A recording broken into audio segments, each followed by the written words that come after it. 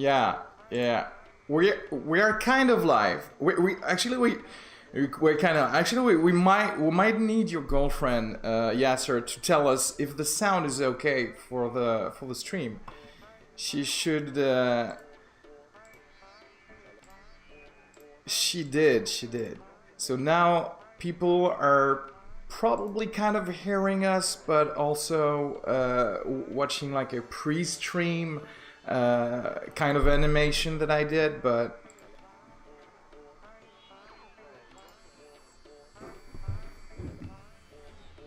well, I hope people like it too.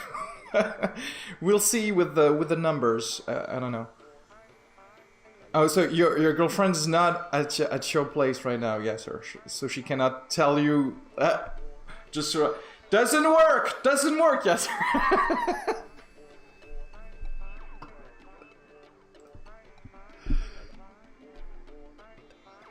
All right.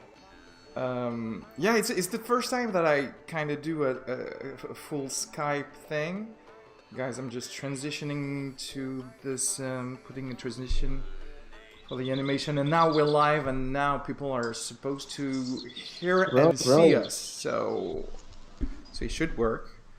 But they'll tell us if the sound is good, and they probably kind of can chat with us also. But we'll see. I love how we were super serious just a few seconds ago. How comedy is gonna save the world from tyranny and civil war. I don't know. My friend's Rink driving with right now. He lived through like a civil war in Croatia, and we were talking about that. It's interesting. I mean, I don't think. I don't know if it'll full-blown war will happen here, but people are definitely. Like, is he? It's mostly because of Trump. Like it's not because the protesters are peaceful, but like the right wing is really aggressive, and well, you know what's gonna happen. Is he seeing like some similarities between his country just before the Civil War and now the U.S., or is he? Not so much. I think that was more of an independence issue. Like I guess there were multiple republics. I don't know exactly the nuance of what happened there, but it just came up in the conversation. Yeah. But that's sorry to interrupt, guys. Yeah. So my girlfriend said that we hear you fine, and we hear you double. So I'm guessing with a little echo.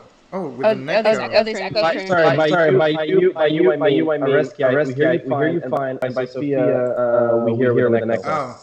Oh no. Your phone. Should I go into the car to like enclose? I don't know. Let me ask her again. I love how now Yasser's girlfriend is like producing this show now. Right now. Yeah, she's producing it. Okay. Apparently now all of us are double. Okay. Double. Okay. All of us are double. And that's where is she? You can just go ahead and talk to her live because she's essentially watching this. This is so funny. Okay, so that's cool because there'll be the delay, of her telling us what to do. But okay, she's our Jamie. Okay, now I'm kind of putting Yasser off. Talk to us, Yasser, just to see what's up. Hello, everyone. No, I think perhaps now the echo should be fine. Is it okay for me too? Yeah, I think it should because Okay. I had like two streams of audio feed. This is again, I love all those Zoom and Skype thing. So it's all about having first a discussion on the technical difficulties, and then people are actually talking about the whatever they want to talk about. Yeah. Yeah, story of my life. That's fun. But I wish I was in Paris right now. Okay, now it's fine. Okay, officially. Great. Officially fine. Awesome. Great. Thank you, baby. I love you. Love it. But that's the thing. I really don't want to be in the U.S. right now. So yeah, because the rest of the world, I don't think anyone should come here. The rest of the world is kind of watching it and is like, what the fuck is happening? I mean, yeah. Are you like legit afraid of things that's happening? Because the lockdown is still on, right, over there, or not really? Yeah, technically the lockdown is still on. I mean, I was talking to my mom earlier today, and she's saying like a lot of this is a result of her generation seeing a lot of the problems that we have, but just ignoring them. So like, you know, racism has been around forever. Like police brutality has been an issue that I have been largely sheltered from. Like, but you know, people have a right to be really mad about, and the economy. Like, I mean, because nobody's working, like a lot of people just, and like some people don't have health care. So it's like, we're seeing like the worst part of capitalism, kind of like exactly what Marx predicted would happen is sort of happening right now. And it is kind of haunting to go to these protests and to see like the National Guard there and like the military there, and I don't know.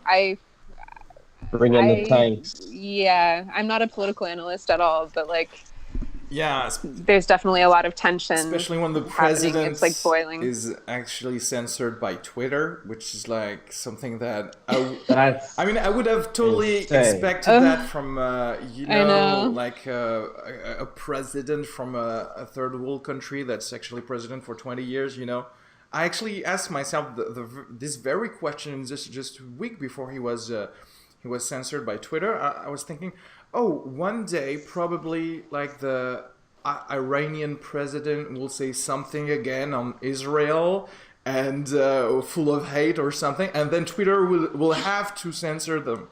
And I was like, oh, that's funny how a corporation can censor a sovereign president, and it happened for the first time for Trump. Yeah, which is weird. Oh god, that is really ironic. Yeah, Trump is just the worst of the worst. I mean, I don't really like any politicians, but Trump is just so bad. Like, he's just so bad, like in every possible way. Like, how crazy though? How crazy? You know, like United States, land of the free, freedom of speech, and who is the first person that you're gonna censure? It's the fucking president. But I guess you know, it's a conflictual situation where you're sitting there like, oh, wow. So definitely. It's really strange to. Could you tell us about like how it's been? Have you gone out in Los Angeles, or did you just stay home, which is understandable considering how violent some of these protests, you know, turned out to be due to police intervention? But like, could you give us like some feedback, like live action feedback as to how it went down? Yeah, I've been to a couple of protests. One of them was pretty laid back.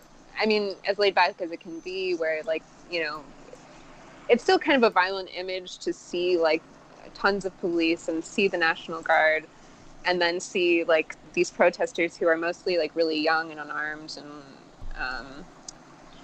but I went downtown the other day for kind of, I just needed to pick something up, like just in my life, like my day-to-day life. And downtown Los Angeles is already kind of like, even before all of this, before coronavirus, before the protests, you know, if you go to downtown LA, you're going to see a lot of homeless people, a lot of people on drugs. Like it's. So I've heard, yeah. So like there's still that happening, but then there's that plus like protesters, plus like guys with like huge guns. Yeah. And like the store that I had to go to had been broken into, and like the windows were shattered, and there's like trash. What a good day! So what a good day! Free meal. There you go. So you're actually living in the beginning of a zombie movie. You're living it. I really hope not. Like, I hope that this is not the beginning of like an apocalyptic movie, but it feels that way right now. Yeah. But it does feel a little bit like that. The thing is, I mean, I've always said that, you know, humanity we always move forward when there's trauma, when there's something traumatic that happens, and I could definitely see things getting back to normal, even like a little bit worse, just after the pandemic. That you're kind of not got out, and that actually the world has not gotten out yet of this. But the thing is, here in France, already like corporations were talking about, you know, we might have to work on some days off, you know, to compensate for the economy, blah blah blah. And so already I kind of saw the Jeff Bezos kind of mentality seeping in to everything, and thinking, well, all this for nothing. And then something else happened, and it's kind of we needed that to be tired of things completely, and to actually get, you know what, we might take a pandemic and knowing our hospitals are not furnished enough, etc., but we cannot take this plus systemic racism plus blah blah blah. We just one at a time. Yeah, so it's true.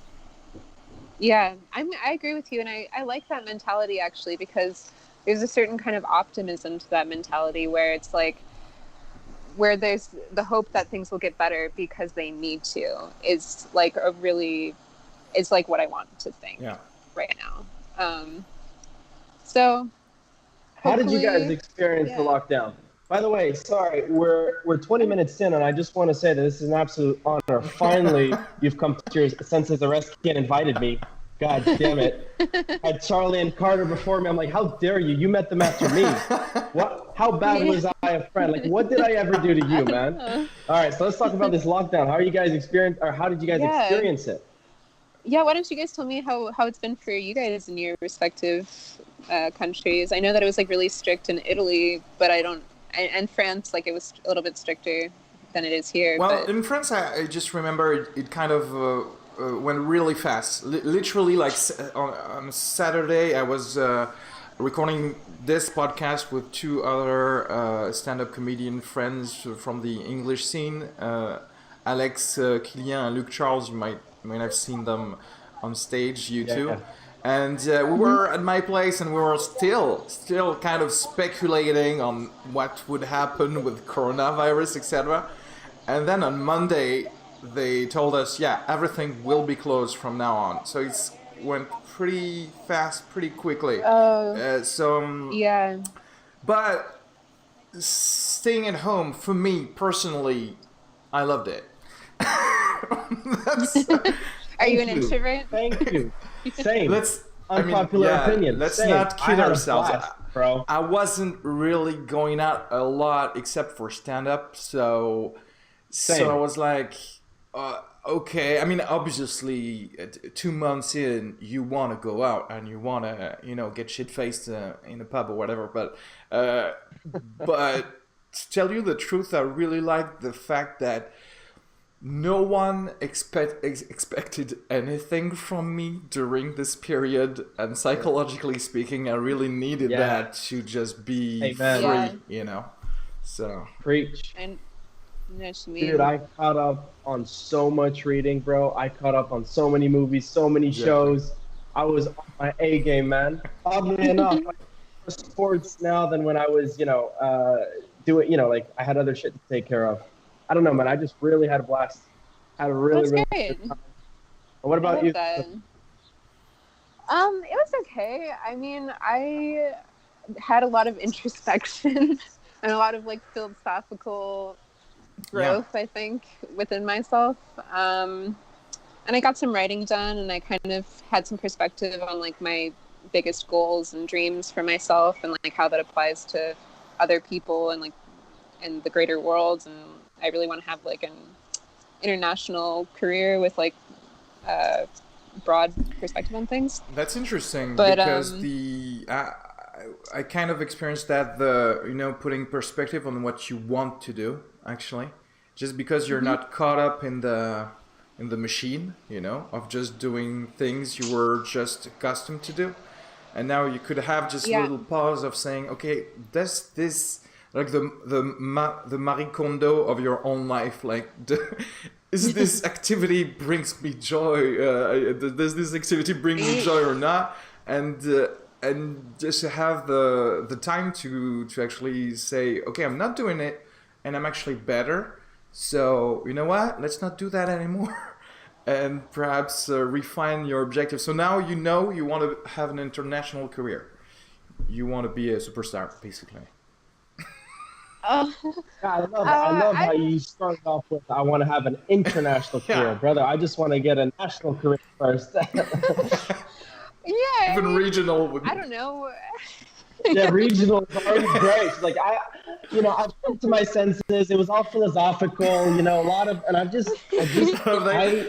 end of it, you know, after 2 months of deep thinking, I want to be a wealthy multi-billionaire. I want to have 2 corporations and be an international superstar. I mean, come on, guys. And Yasser is just like, he's putting out a map, and he's like, I want to be like famous in Coventry and perhaps the suburbs of Coventry. Exactly. Dude, I'm sitting here like I'm about to post my Indiegogo. You know, I just want to make a short film. £1,000 budget. 1 location, 2 actors.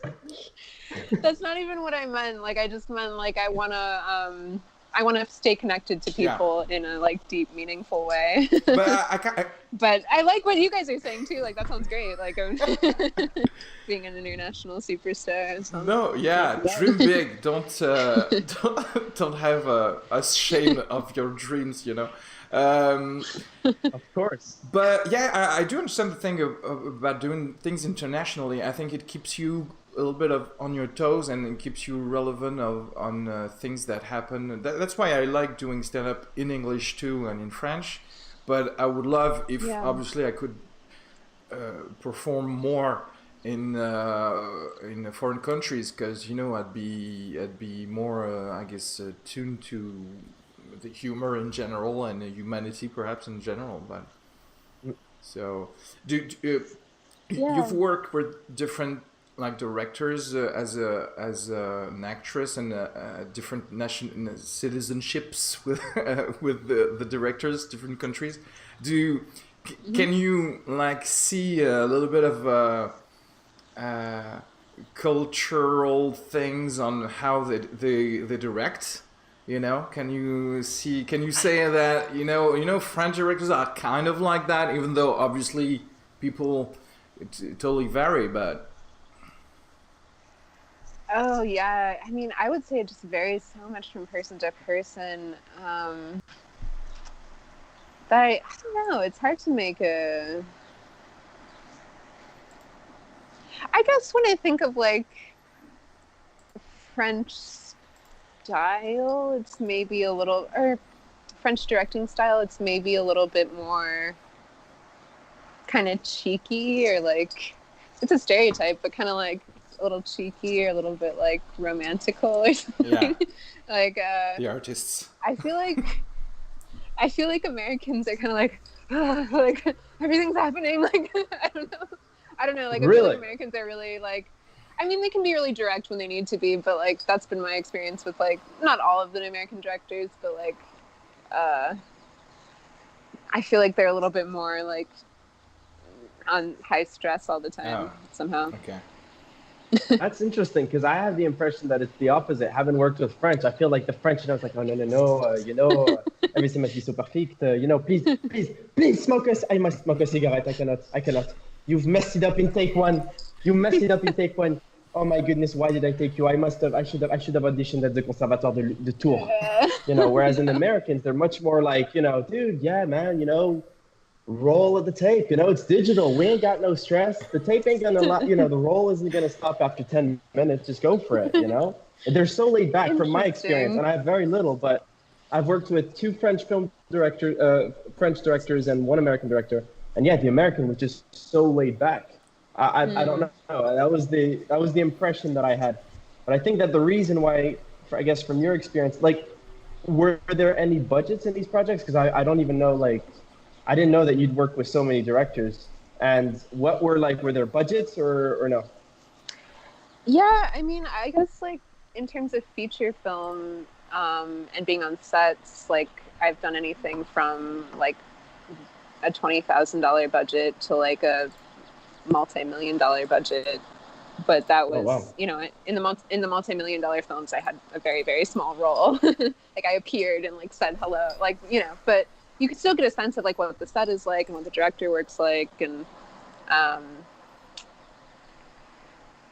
yeah, I mean, it changes that in some ways too. I think I've met directors who can do a lot with a very little, and they get like really talented, like kind of stars involved. And then I've seen people who kind of just, they spend like 20 grand in a day, and it's like what happened? Like there's no footage, like no one's good, you know. So I think it depends. It really depends on the person too. What they and do with the budget. American directors, were those the productions that had multi-million dollar budgets? That was actually in France. I worked on a set with Luc Besson. Okay. I did another film directed by Eva Ionesco. Okay. But that was, I think, barely $1 million. I don't know the exact budget for that, actually. Yeah, but in France, you know, a million is a... you can do a lot of things. Dude, $1 million is... that's Avengers. That's Avengers. Yeah. That's the French Avengers, yeah. Yeah, I love the disparity for the budget. You know, I remember like this interview that Mathieu Kassovitz gave to I don't know, an American thing, and because I think it was Joel Silver who watched the Les Rivières Pourpres, which is a Mathieu Kassovitz movie, and he was like, oh, that's a great action movie. What was the budget? Like 20, 30? And he was like, are you kidding? It was like 2.5 million, you know, euros. And obviously like the fact that we can do a lot of things on screen for less money, obviously, just that's true. Just kind of attracts some U.S. production for this, but definitely, absolutely, man. But I don't know, cheaper budget and cheaper, like, you know, cheaper pay since they're not as famous. Cheaper budget, and they're thinking we can get just as much for nothing. Yeah. So right, let's hire them, and they often end in a fiasco. I mean, you want to talk about Babylon AD? Yeah, obviously, but you know, there's a lot to say for that movie. But it's that's the thing. Also here for the, I have a friend who's a movie producer. She actually put up like a auteur movie for 80,000 euros, which is nothing. Basically, but she managed to do it, and it was exploited in movie theaters, etc. So that's awesome. That's amazing. Yeah, and that's incredible. That's also the thing is when you're kind of outside the industry, you can you're not in the you actually ask yourself the question on what do you need really to do things. And the level also of technology now makes you ask yourself the question. I mean, there's a lot of things you can do pretty much by yourself. I mean, you should know that, yes, because you probably for your shorts or whatever you did probably like 4 jobs on a regular thing, right? Yeah, writer, producer. You find yourself in these because, you know, it costs too much money. So writer, producer, director, that's what's so beautiful about short films. They're really your best film school. I had like a geeky question as an actor, right? Because I'm just learning, like I didn't know that there was a whole language to directing actors before coming to film school. For me, it was really, it's all in the page. That's it. Just read it out loud. I don't understand. You're an actor. You should understand the intention. But then you go to film school and it's this whole thing in Judith Weston. And so there's a thing called result directing. For the 1 or 2 people listening, result directing is basically when a director just doesn't discuss like the want and need of a character. He just goes over and says, I want you to cry here, and then on this particular line, I need you to laugh, and then on this particular line, you need to be scared, and then on this particular line, just go back, and then and it becomes like super robotic, and like the actor doesn't really get the feel and embody whatever, like the character and really feel the words, because you're mapping out every single one of his reactions. So for me, it's how often did you get result directing? Because, in film schools, they tell you it's the bad way to do it. And then when you hear professionals, they still say, oh yeah, the majority is still result direct, because they don't take the time to really understand our craft. So that's my question. It's a long question. I'm sorry. No, I think that's really interesting. Like, I have an acting coach, actually. He's 95 years old, and he's all about, like, he loves actors. He's really... He's all about silent movies, so Sophia doesn't talk. Yeah. But, he's like, yeah, he's like, just don't talk. But he's like, but he said the exact same thing, where there are a lot of directors out there who just want you to cry. Oh, yeah. So you have to learn how to do that for yourself. But I've had it, I don't know, like I've had it both ways. I guess I haven't had like a large enough role in a movie yet to really, I am now, for the first time, I'm working really hands-on with a director, but his style is very alternative and he's very experimental. What does that mean? Sorry. What does that mean? How do you direct alternatively, other than saying action and cut? So basically,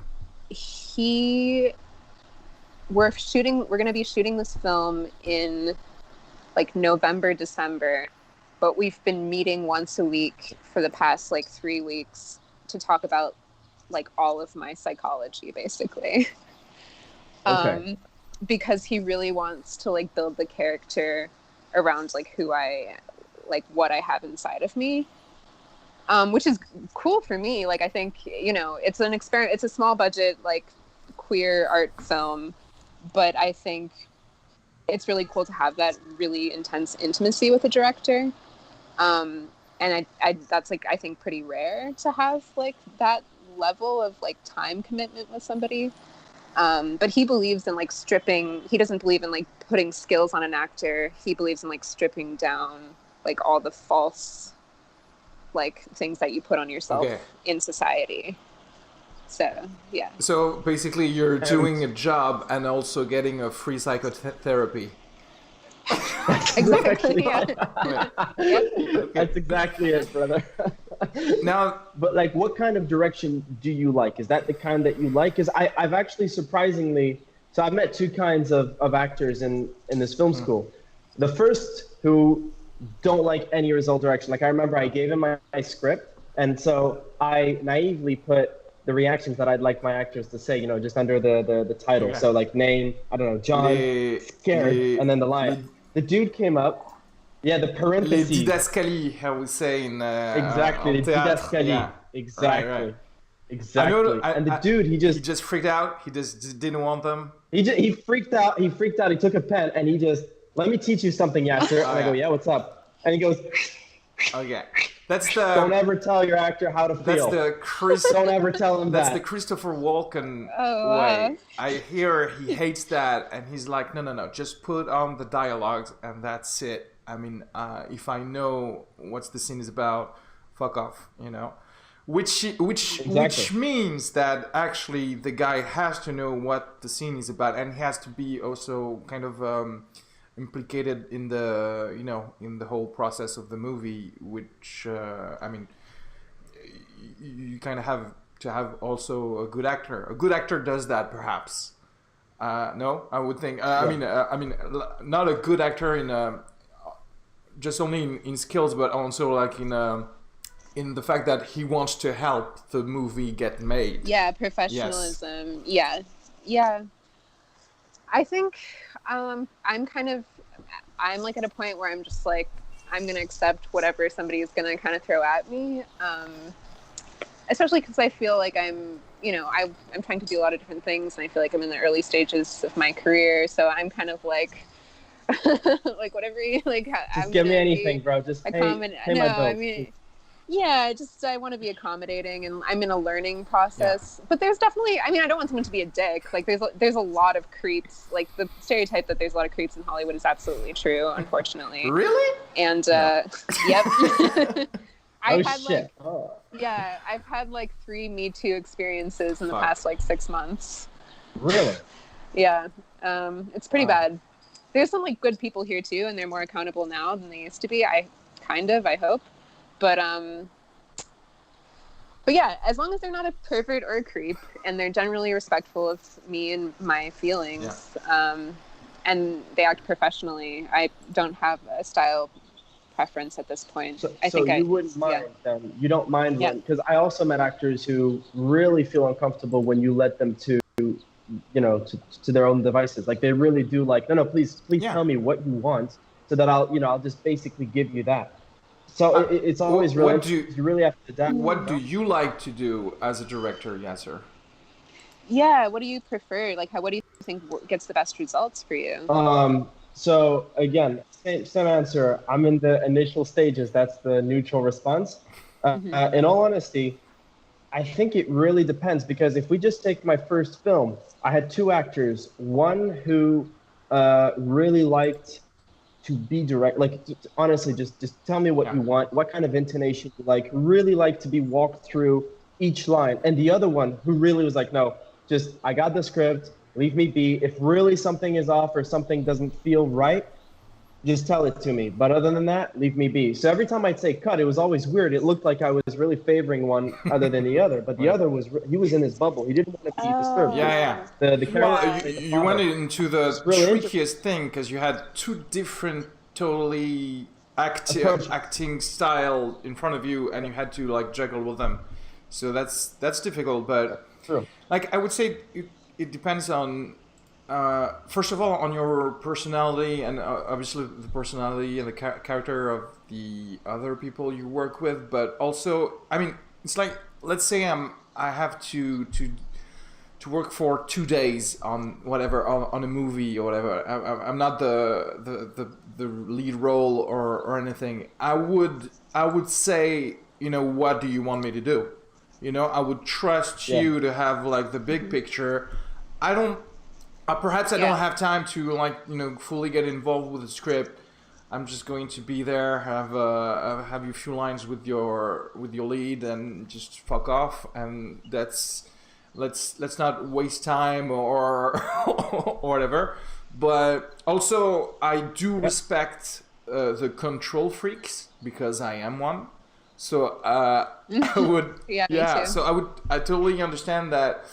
If you want some actors to be complete tools of what you want to do, like even to the muscle thing that's on your face, etc. If you have a vision.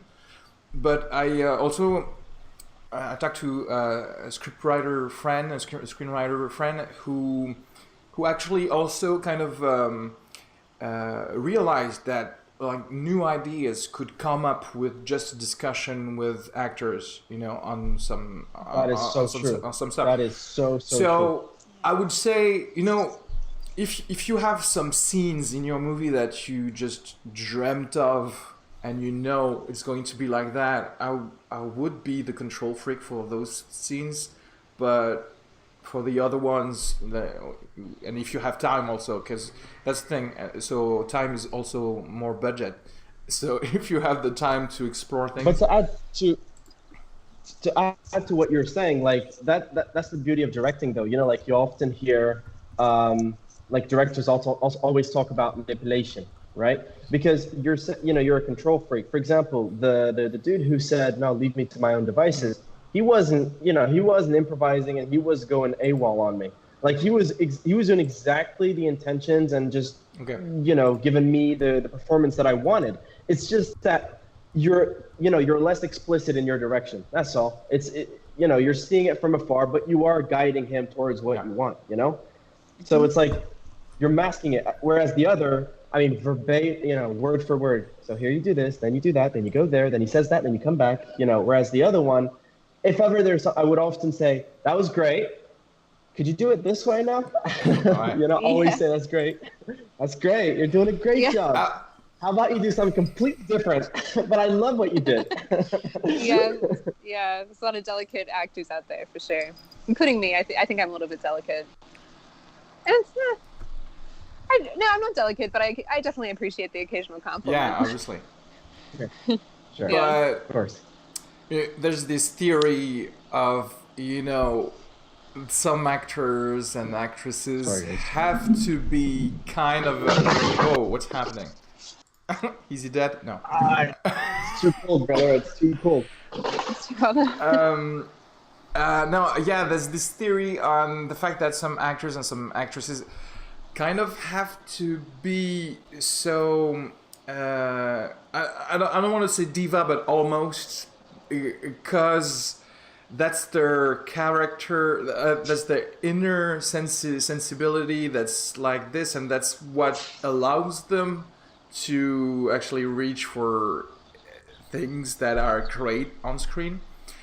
I mean, I can see that a little bit, although I want to say that if it just get you to have a scene that's 0.2% better, but you're really horrible with the whole set and with all the crew, just relax a little bit. No? Don't you think? Yeah. Yeah. Definitely. Have you done any acting yourself? Yeah, I have, but like it was really like short stuff on a TV show and on like cameos. Really, nothing. That's really cool. Nothing though. more than that. But I mean, Man, that's already more than I can say. I've only acted in student films, which have never been seen. Come on, that's something. And to start, yeah, you know, I think you never know what's gonna turn out to be great. So. But I feel like TV is like the new film in some ways, because I feel like TV credits count for more than film, like with agents and stuff, I would say. As far as job opportunities are concerned, TV is officially the new film, for sure. Yeah. Everybody's going into TV, man. It's crazy. Yeah. It's crazy. I mean, because there's no gigs. Like, I just realized this podcast actually should have been my movie podcast and not Le Meilleur Podcast. But definitely the Netflix is just like becoming such a thing on the production of thing. I mean, I already see so much stuff from French production that Netflix is allowing here. That's I mean, I have to say, for now the quality of what they produce is not that great, but at least they're doing it. So I'm always kind of hopeful that, you know, those people will first of all will get better at what they're doing, and also will make other people that are to me at least more interesting have the potential production in Netflix. Yeah. And stand-up is a really great way to branch into like all forms of entertainment, I think. Like there's been some incredible stand-ups who've had just really cool, interesting careers in all kinds of media. Yeah, definitely. I have to... Could you repeat the beginning of that sentence? It cut and it sounded so interesting. Oh, I just said like stand-up is a really great way for people to branch into different types of entertainment and media. Right. Led you, because I don't want to, this is a big gross generalization, but actors, okay, particularly theater actors, have a strong ego, right? And they do think that they're on top of the world, and they do consider stand-up comedy as a sous art, okay? As a what? An underground, a sous art. Oh. So it's like a, if you call that theater, I shall not be discussing with you. Speaking like fucking Shakespeare. Yeah. I guess especially. So what led you to do stand-up? Oh yeah, the English school is very highbrow. Yeah. I feel like I've always had kind of like a multifaceted identity that didn't always make sense together, like both artistically and just as a person. It's a long story, but like I feel like I've always been a part of like communities that sometimes like artistically, or even like from my family, like you know, as an example, I'll do like performance art that's really kind of like dark and artsy, and then I'll do stand-up, and like I feel like there's not a lot of bridge between those two types of people. So I feel like I've always been interested in like trying things that from a a different way, or like not being closed-minded about like different ways of expressing myself or expressing ideas I have, because I just feel like a really strong existential like thing inside of me. Like there's this thing that I really want to express, and I don't know exactly what that is, but I feel like I'm trying to kind of come at it from different ways, if that makes sense. I think because Yeah, it does. Also, no, go ahead. I was gonna say, like, strategically, I have the impression, again, maybe I'm wrong, but I really do have an impression that the best way to go about it, if you're a young actor who wants to pitch a show to Netflix, it really helps if you're a successful, not even that successful, I mean, a fairly good stand-up, because so many of these new, like, comedy shows or even dramas, I mean, like, or like comedy drama shows like Rami for Hulu. You know, the guy who got amazing. the, Rami Youssef. Like, and I have the impression that so many of these like new comedy shows, the dudes were initially stand-ups. You know, Atlanta, Childish Gambino did stand-up. Rami Youssef did stand-up. The Mindy show, Mindy was a stand-up. You know, like you have so many where if you're a stand-up and, you know, you have a fairly good name, you have more odds of getting that pitch validated and moving into production with a Netflix or a HBO than if you're just, you know, you're a typical theater actor. At least that's what I have. Like, I have that impression. From what I understand, they have, at least in Hollywood, they have more and usually have meetings with stand-up comedians to pitch them shows, like on a regular basis. Because if you're listening to some comedian podcasts in LA, they're always talking about like, I pitched that show to blah blah blah, and obviously, like probably 90% of them never see the light of day, but they do have those meetings though, which is kind of different, I think, here in France, because I mean, the whole France, I think, has kept a little bit of some aristocracy in some levels of real power, you know, and to be able to have something produced is to already kind of be intronized in some circles, or to have a big following, and which is also what matters also in Hollywood, by the way, you know, because followings, I mean, you might be extremely funny, your pitch might be the greatest thing that's ever been known, but, you know, if you only have 10K followers on Instagram or whatever, why would they give you money? True. Yeah, the social media and like making success for yourself is definitely very real. You know, there's exceptions to every rule, but like it'll definitely give you the extra push to be noticed by the right people, I think. Yeah. So speaking about, I think it's a great crossway, and then we'll get back to the intricacies of stand-up comedy. I love how you're taking the reins of this podcast, because for once I have nothing to do, so thank you, Yasser. I'm actually on vacation a little bit. Enjoy it, man. So when you're talking about social media and making a success for yourself, this question is for you, Arezki. Okay. When are you going to license this podcast to Spotify? Yeah, just when they give me $20 million for it. Oh, 20 million. I like your thinking. Yeah, I'm just like cutting, dividing by 5 what they gave to Joe Rogan. I think it's pretty fair, right?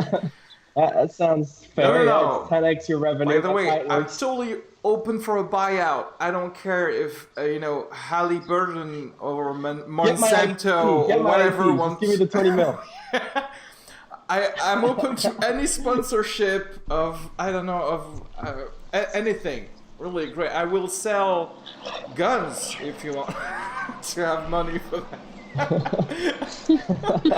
I'm a total sellout, but from the now, I'm just not going to sell it because no one is offering. Isn't that crazy though? Like if you actually sit down and think about it, 100 million for 3-year licensing to go to Spotify. This is a dude who basically sits down and just talks, enjoys life, I have the impression that this is a statement where basically the internet is winning. That's all it's saying, and that content is officially king. You know. What do you want to say about that, Sophia? I mean, you have do you listen to podcasts usually? By the way, are you a podcast? Not really. Not as much as I should. I assist on a podcast here that like interviews a bunch of actors. But I don't listen to as many as I should. But yeah, I think it makes sense from like a capitalistic perspective. If you have people kind of making their own content for not very much money, like in their apartment, like as an advertiser, it makes sense that you would be interested in that. Like, I guess you get more reward. I don't know, but it's a little sad. I mean, I'm like old world in some ways. Like, I love the theater. I love like old school cinema. So I like to have both, you know.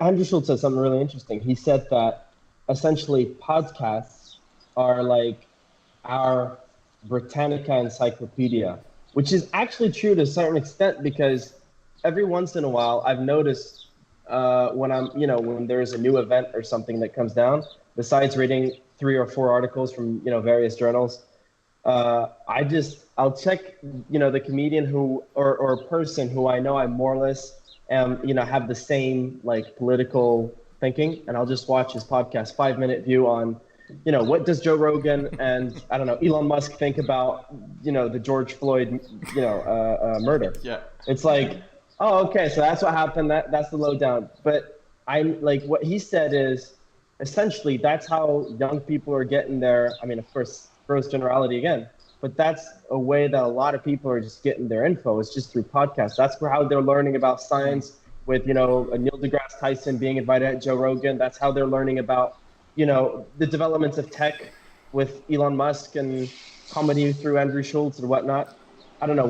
This is why it's really interesting, this entire situation. And basically Spotify just stamped that, yes, this is the future with that deal. Well, I mean, he was the future. He was the present because of the 100 million of downloads he had, like every month. But you have to rewind a little bit. You have to know why. I mean, just in the U.S. for now. Let's talk why podcasts have been like a huge success.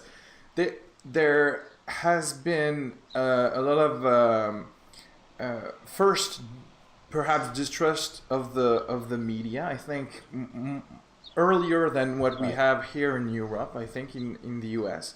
and also some kind of too much vanilla fiction production, even in comedy, etc., on TV, etc., and censorship of sponsorship, which cannot exist when you're in your garage and you're just waiting for no money.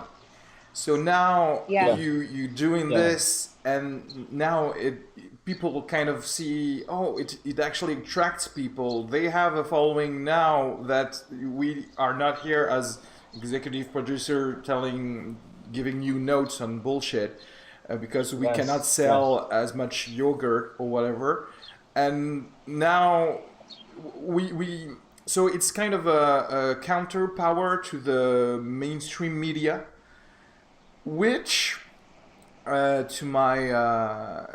which doesn't exist here in France, because the podcast has been pretty much like bought and eaten by the radios here. That didn't exist. So because they saw it was working well in the US, so they had to move on it. And there's literally no podcast I can think of with people here just actually talking about what they think. It's always like journalists. Yeah, but you know why? Journalists. Do you know why? Because in France, people don't. Sorry, because in France, people don't like giving their opinions. It's like, they're scared to give the opinion because they don't want to look like idiots. Here we are, us three, completely decomplexed, just saying stuff, Whereas in France, it'd be like, oh, no, wait, are you saying a lot of people are going to watch this? No. Let's talk about Jean-Paul Sartre. We need to talk about Paul Sartre. And that's why, by the way, I mean, it works also a little bit in the US because it's always harder to give your opinion. That's why it's always comedians that had the best podcasts and at least the most listened to, because comedians, when you're on stage, if you're not here to say what you think, what the fuck are you here to say? Or oranges are orange. All right, great. Next one. Fuck you. And so that's the first class of people that are more decomplexed to just what. Let me tell you what I think about that thing or that president, etc. But here, even here now, like there's not a lot. First of all, of a comedian podcast here in France. I mean, I literally listen to probably 10 different podcasts on a regular basis of American comedians, and they're pretty much all the same. They're talking alone, or they have like a guest and they're talking with them, and it's entertaining because those people are funny, and also they have ideas on things, and they have they know what they think, or even if they can change their minds on stuff. It's refreshing just to know and to hear someone who's actually creating an opinion instead of just following something that's already known in the media. And the fact that here the podcasts are more like journalists that are trying to journalists, trying to awaken in the sense of getting people woke on social matters. In France, which is great. Don't get me wrong, because that's the thing. I had that conversation yesterday with other comedians. It's like, for example, on the English scene here in Paris, I can do jokes about systemic racism because everyone knows what it is. I can do jokes about the social justice warrior thing because everyone know what it is. Here in French, you actually have to first educate the people and then do your joke. Oh my God. Just because the base is not known. So I understand why they do that, because podcast, again, if you're home and you just have to have like a webcam and a mic, it's always going to be kind of the counter power because you don't have the money to be in a great media. But it's not that interesting if you already know what the fuck they're talking about. That's the thing. Yeah, that's interesting. I feel like I have seen a lot of like French people like these days saying like, oh, look how racist America is, and like how fucked up their history and it was like their colonization was a thing that like France did, but like it's not like there's different separate problems, and it's not like, I don't know, it's just weird that like I think there's a tendency for people to be like, oh, this is like something that's happening in a different place, That's true. But that's true. Actually, like Carter had made on your podcast. Anyway. So here you go, me doing ad for another episode. Thank you. So the Carter Morgan episode, he did make a comment about like the cultural shock that he had experienced going into that clown school. Oh yeah, right. Where essentially, true. Like when they were Who doing sketches. So Carter Morgan, he was another fellow comedian whom we love and we say hello to, who's currently in New York. He was talking about how when he was in clown school, so essentially they had these exercises where they had to go and write sketches. And a lot of them came back and they did, the blackface, and they were just making these jokes that just Carter was sitting there going, wait a second, that's that's racist, right? and they were just completely oblivious, and they were saying, I don't understand, and not just the blackface. I mean, there were heaps apparently of racist jokes, and Carter he basically educated a whole cohort. By the end of the year, he just had enough. Yeah. But I mean, bless podcasts because they have made washing the dishes so much fun. Yeah, totally. You know what I think is lacking here in France. This is weird, but really I do think I'm almost inclined to do this myself. It's kind of have an Alex Jones podcast here. I want to have some kind of extreme right wing podcast here. Yeah. To put the kind of the boundaries of the podcast, to be able to say, okay, you actually can have a podcast that's talking about Hillary Clinton eating babies or whatever the fuck he's saying. Yeah. Because here it's so clean. It's podcast. I think here it's pretty much on like 30-ish people that are militant, are left-wing, and I am, by the way, but that are about or did have like a baby. So it's all about like giving a voice to new parents and blah blah blah, and just and all of those things. And it's like, yeah, but where's the fun? Where do I have people that are completely gone wild, edgy? Yeah. Yeah, you should start. You know what? You should do like two different. Like you should have two different like personas, and you could like wear like a hat and a mustache for one of them. And like they're enemies of each other. Yeah, but that's the thing that I do have, and we all have. You talked about this earlier. I mean, you do have like multiple facets, you know, of your personality. Like you have sides, and that's the whole thing. Sometimes I just think completely bonkers stuff, and I answer myself. Because I'm a nuanced person, but to be a nuanced person, you kind of have those two sides. But nuance has never created a following. No one is for a political guy who's going to say, it's more complicated than that. Let me explain. And, you know, perhaps Bill Nye, the science guy, if he actually wanted to, to run for Congress or whatever. But you always want to listen to people that are totally one thing, because the human mind, I guess, is like this, but I don't know. Yeah. Can I ask a question? Speaking about left wing, so the people are demanding, Arezki, that you give us a walkthrough of your library. I have fucking been meaning to ask you that since the dawn of time, my friend. Of my library.